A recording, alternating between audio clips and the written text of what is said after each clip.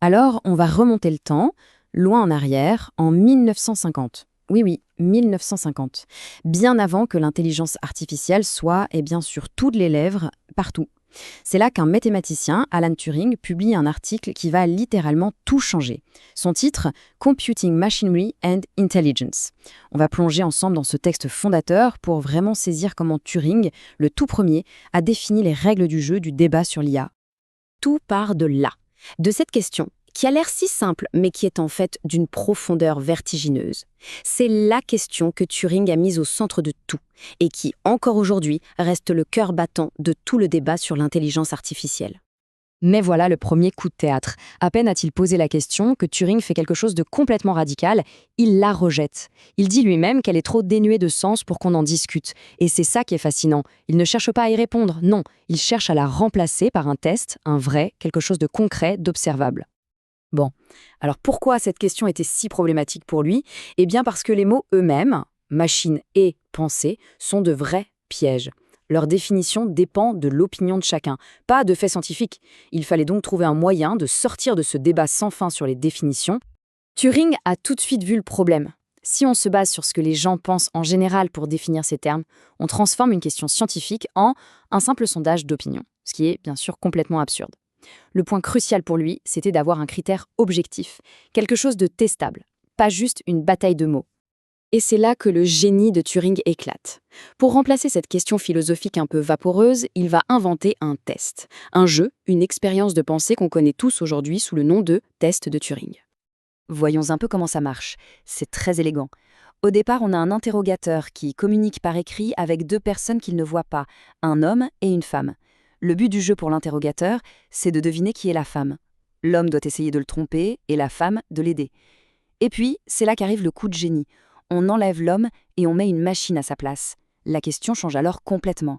Elle devient, la machine va-t-elle réussir à tromper l'interrogateur aussi souvent que l'homme y parvenait? La beauté de ce jeu, c'est qu'il met de côté tout l'aspect physique. On s'en fiche que la machine soit une grosse boîte en métal ou qu'elle n'ait pas d'émotion apparente. L'unique chose qui compte, c'est sa capacité à jouer avec les mots, les idées, les concepts, bref, sa pure capacité intellectuelle. C'est brillant. Allez, on passe maintenant à la partie peut-être la plus savoureuse de l'article. C'est le moment où Turing, un peu comme un grand maître aux échecs, anticipe toutes les critiques, toutes les objections possibles à son idée, et il les démonte, une par une. C'est un vrai dialogue avec l'avenir. La première grande objection, c'est celle de la conscience. L'argument, en gros, c'est « Ok, une machine peut peut-être imiter l'écriture d'un poème, mais elle ne pourra jamais ressentir l'émotion de la création. » Pour ces critiques, la vraie pensée, ça demande une vie intérieure, des sentiments. Et la réponse de Turing est juste implacable. Il montre que cet argument nous mène tout droit dans une impasse philosophique, le solipsisme. C'est l'idée qu'on ne peut être sûr que de sa propre conscience. Après tout, comment est-on certain que les autres humains pensent vraiment? On ne peut pas le prouver. On l'admet par convention sociale. Alors demande Turing, pourquoi refuser cette même convention à une machine qui se comporte de manière parfaitement intelligente? Alors ça, c'est une autre critique très célèbre. Elle vient d'Ada Lovelace, une pionnière de l'informatique au XIXe siècle. L'idée, c'est qu'une machine est fondamentalement bête et passive. Elle ne fait qu'exécuter son programme à la lettre, sans jamais pouvoir être vraiment créative ou sortir quelque chose de nouveau, d'original. La réplique de Turing est super directe et un peu ironique. Il explique que cette idée repose sur une illusion.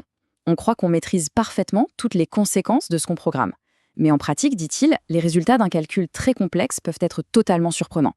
Et cette surprise, ce résultat inattendu, n'est-ce pas en soi une forme d'originalité? Cette objection, c'est un peu le fourre-tout. Ça consiste à faire une longue liste de tout ce qu'on juge essentiellement humain, comme faire des erreurs, rire, tomber amoureux, et à décréter qu'une machine n'en sera jamais capable.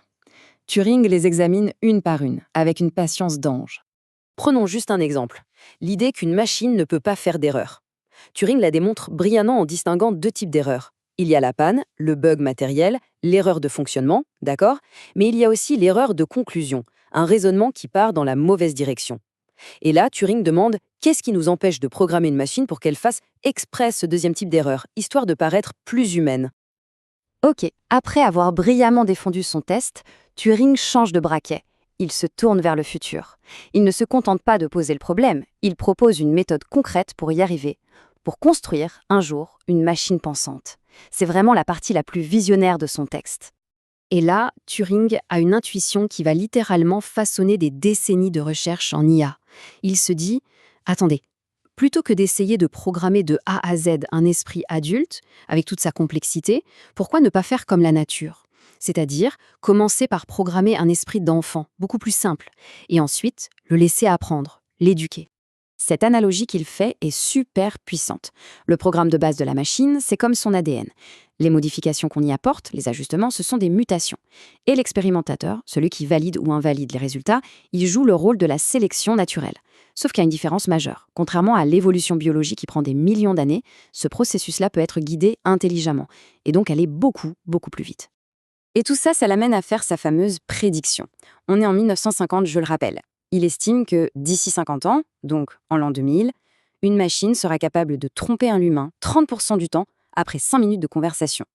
Pour l'époque, c'est une affirmation d'une audace et d'une précision absolument sidérante. Aujourd'hui, plus de 70 ans se sont écoulés. Le siècle de Turing est derrière nous. Alors, le verdict, on a des intelligences artificielles qui écrivent de la poésie, qui codent, qui tiennent des conversations bluffantes. Ont-elles passé son test ? Probablement. Mais est-ce que ça veut dire qu'elles pensent ? En fait, en posant la bonne question, Alan Turing ne nous a pas vraiment donné de réponse. Il nous a donné un outil pour penser. Et cet outil, à l'heure des IA génératives, est plus pertinent et plus essentiel que jamais.